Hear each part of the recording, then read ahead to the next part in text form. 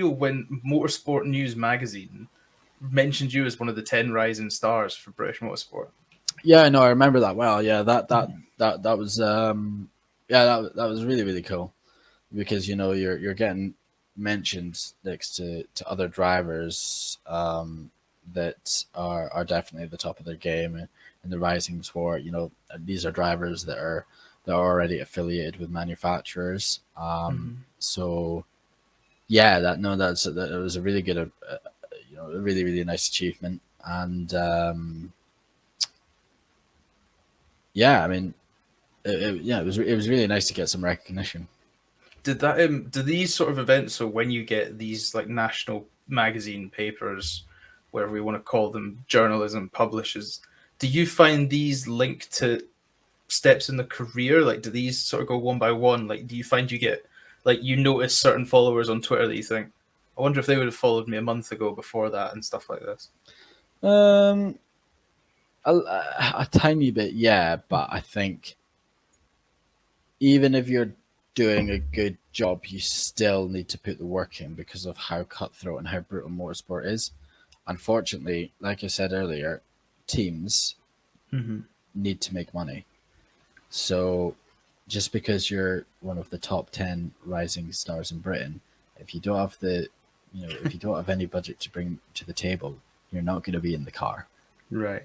So yeah, you need to work bloody hard with it, and the better way to do it is, like if you don't have a lot of budget, you need to work hard with things like driver coaching and instructing, and get a good reputation there, and then get a hold of AM drivers, and make a career that way. Yeah. Wow, that's so baffling to me, because as I said, my knowledge is rugby, and if you're listed as one of the 10 best up and coming rugby players in Scotland or Britain, a high chance you're probably going to be a professional rugby player. You might not be the greatest ever lived, but you're probably So well, I think manufacturers do take notice of that, though. So I mean, like, you can still have things like driver shootouts, and that you really do need to make the most of those things. Okay. So these are kind of like a foot in the door situation, and then yeah, it's up to absolutely. You to prove it, from there, you need to build on that, and you just like at that point, when you get named as one of the top 10 rising stars in the entire of the UK, and the UK is arguably the most competitive country in the world for racing drivers. I'd say that quite confidently. Once you're placed in that position where you're being named as one of the top 10 rising stars in one of the most in the most competitive country in the world in terms of motorsport, that's the point where you really need to make sure that what you're doing in that spotlight is you're executing your job well. You don't want to be messing up, and you just need to be doing a good job presenting yourself well, because that's the point where manufacturers will look at you and decide whether you're of interest to them. Wow, so it's kind of like a double-edged sword in a weird way then, because so your name, so the way I'm envisioning it now is everybody else would see your name on the grid and go, I need to beat that guy because he's apparently one of the best. So yeah, did you find that happens? Yeah. Or is everybody just really nice and go, congratulations? Yeah. I think there's not. I wouldn't say there's too much of that, but I think definitely if you're getting named as one of Britain's most rising stars, you straight away become someone that people wants to beat. If you're getting named into things like the BRDC as a rising star, then obviously you're going to be a person that people want to beat, because they want to be a rising star. Yeah, the old cliche of you be the best, you got to beat the best. Yeah, basically, yeah. Wow. So we've talked nicely, and now I think this has led nicely onto sort of mental aspect of motorsport that we've kind of touched on and really wanted to segment it here. But there's a lot of noise in motorsport, and this is coming from a guy on the outside looking in. There is so much noise. Like, if you're in the big leagues, or you're even not, like, just your circle, everybody seems to be talking about something or other, and there's very little talk about the track. Like we've spoken about at Le Mans, it's either, what cars are coming in here next year, and we're already talking about the 2023 hypercar season, and it's still only halfway through 2022. How do you mentally deal with all external factors and being able to go, like, for example, just going, I need to go sit on the sim and race in what can, because it's not a game, it's never a game, it is a simulation. But to the external pressures, a lot of people might just go, he's playing a game. So how do you block out these external factors and go, what I'm doing is work, it is this, I need to be in this zone? That was a very long-winded question to say. How does your thought process work? Yeah, I mean, for me, the way that I analyze it is, do I personally feel that it's benefiting and enhancing my skills? Is it benefiting me? If the answer is yes, and if I'm executing my job well, then for me that's that. Right. It's quite easy for me. I don't base the way I prepare off of other people. I base it off of how I'm performing. Nice. And if I'm performing well, if I'm doing better than other people, if I don't see much room for improvement, then must mean that I'm doing something right. I love that. I really like that. I know I'm doing what's right and what's best for me, and if until that day that stops being the case, I'm not changing it. I really, really like that. So you've touched nicely there. Pre-race routines, in terms of only a physical warm-up, but a mental warm-up. Do you have a routine? Because I know a lot of drivers do same exercises in the same order. Yeah, I mean, I see, I see the benefit of doing like things like, a bit of skipping or just like getting physically warmed up, because it can be quite full on in the car. But I mean, I've never been much of one for rituals or a lot. I know a lot of drivers do kind of like visioning techniques and stuff. But I've never really felt the need for it. I mean, I've always felt very, very comfortable with getting in the car and going. So yeah, I don't really do too many of those techniques. I feel, I mean, like, I feel so comfortable in cars. I feel, very, very one with the car. I don't really feel that I really need to. I just feel so comfortable in the car that, of course, physically, if anything, the only preparations I have is just making sure that my body is ready in terms of fitness. But apart from that, that's more in between race meetings, like through the weeks and stuff. But apart from that, I just feel so comfortable in the car that I don't really feel the need to build myself up to it. I can just get in and go because I have faith in my ability that I can perform every single time I sit in a car. Wow. So there's no, I know you just mentioned the visionary techniques there. So is there no, I don't even know how to describe it. Like, do you not have that? I'm really struggling to picture the way the word goes. So there is no, you almost, I describe it as like almost flicking a switch then in the there's no routine. I just I can get in and go. I don't try to prepare myself. I don't build up to it. I've just got that kind of confidence in my ability that I will be able to do the same job every single time I get into a car. So do you find your mentality changes on race day then? Are you quite a serious person, or are you so at one with the car and what you're about to do that you're kind of almost, like we said before, you're happy chappy until somebody goes, get in, visor goes down, it's almost like a different person's now sat in the car? No, I try to be as professional as possible because I think it can be, you don't want to be dropping your guard, and it doesn't matter how confident you are in your ability, you can become arrogant.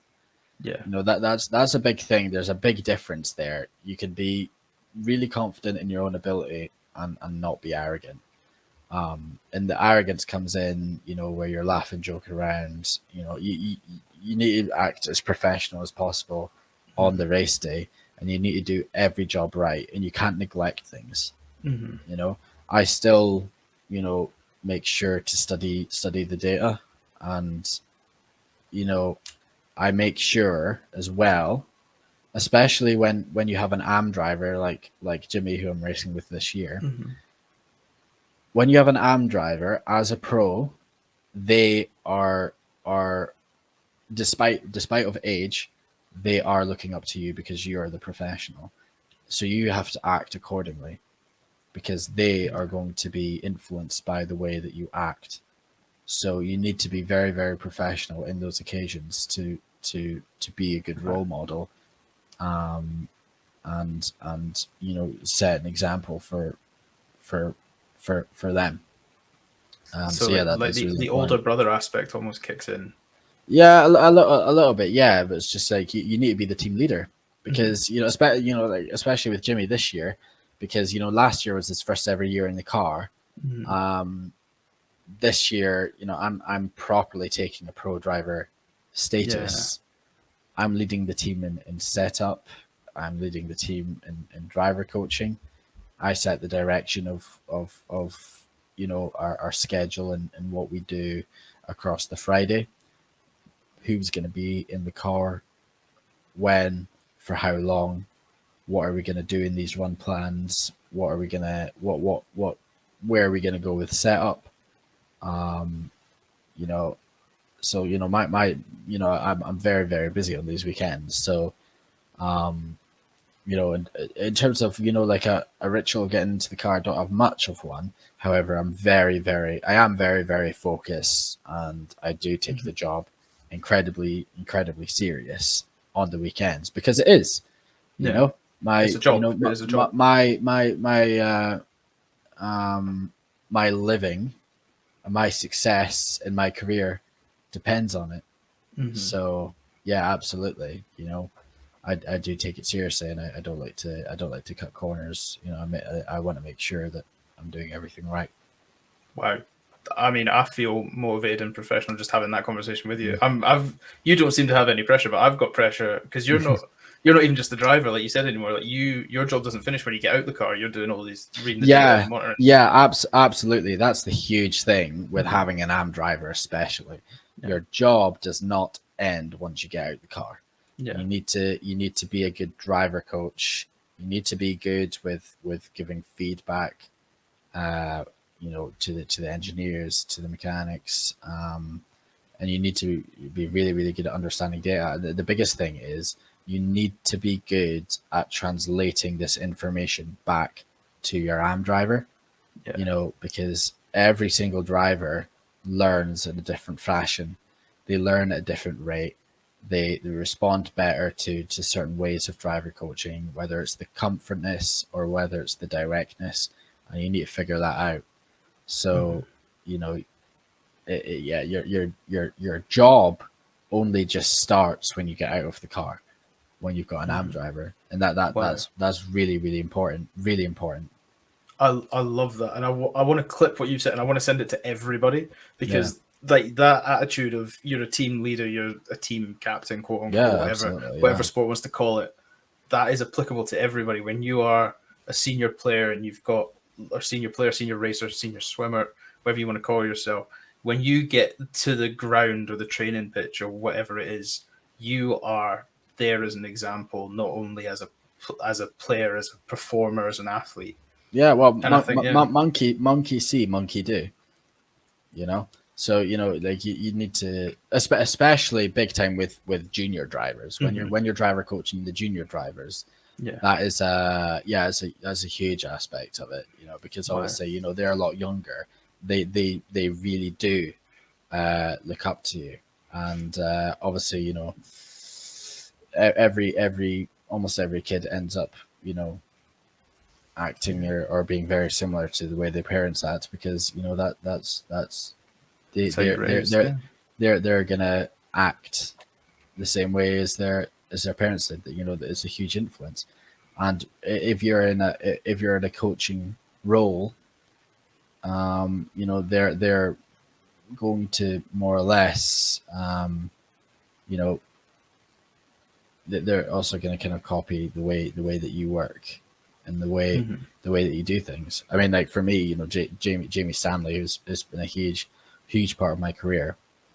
You know, I don't think I could have had a better role model in that aspect. I think the way that I kind of operate, the way that I work, the way that I driver coach, is certainly based off of him, which I'm really, really thankful for. Like in like, you know, in motorsport. But I think that in general is a perfect example in itself.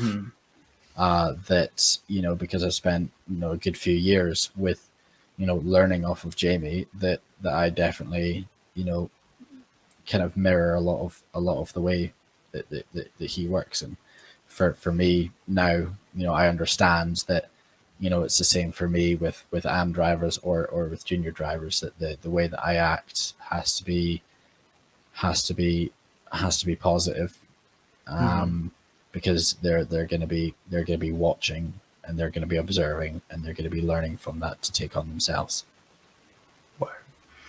I mean, I have, especially as I can't get over this, just because whenever I talk to somebody younger than me, I quite often compare them to where I was at that age, and I was a little shit. Like, I was just, you know, I could do no wrong. Like nothing. I still am. I still am. Yeah. It's just don't show other people. Yeah. I know. Yeah. Absolutely. Yeah. Gordie, mate, I'm not even saying this just because you're here. I just from talking to you for that, I have the utmost respect for you. And I appreciate it. Thank you. While we talk about the external factors, there was one subject I want to talk about, and I know it's a very personal subject to you, but I think it's a great example of having the vision to go on and get on with the job, but also keep going on. If it's right with you, is it all right to talk about the situation with your mum at the moment and things like that? Yeah, absolutely. Yeah. Can you just for the listeners as well, can you just almost tell the story and then explain how you managed to maneuver around those situations while you race? So earlier this year on the 3rd of January, my mum, bless her, she had quite a heavy stroke, which of course I was there to see it all, and of course, you know, that was a huge in our lives as a family. We needed to change a lot of things because, of course, I think, you know, my mum definitely made sure that, you know, we weren't, you know, going to be late to anything. She sorted a lot of stuff out. So I think, you know, the family's function was you know, the mother's role, heavily reliant on my mum. Obviously, this is shout out to all mothers for that. Yeah, exactly. So, but you know, this was hugely flipped on its head when she had her stroke, because we didn't really know what the future would be like. And I think she was in hospital for about 2 months, maybe more. It was a long time. But you know, of course, this year as well, you know, as I'm getting on in my career, I think arguably this year, I have to perform, because, you know, I you know, we don't have, like, we're not, you know, we can't put any money in as a family. We don't have anything. So, you know, this means that, you know, I'm having to perform with a lot of external pressure, and that you know, that's a hard thing. I think it's something really, really valuable that I've learned, is, you know, you can really, really take a lot of kind of from energy from a situation that's going on difficult, and, you know, use it to kind of refocus yourself, to a point where it's like, you know, well, you know, obviously my dad's at home now a lot of the time, with my mum, so it's like, you know, okay, my dad isn't going to be at the racing as much and everything. So it's like, well, I need to make sure now that I'm really, really hitting my marks. I need to make sure this year is really, really good in order to make sure that I'm going to be stepping forward in my career. So the biggest thing this year is kind of turning a bad situation, and using it as kind of mental fuel in order to perform at the highest level possible.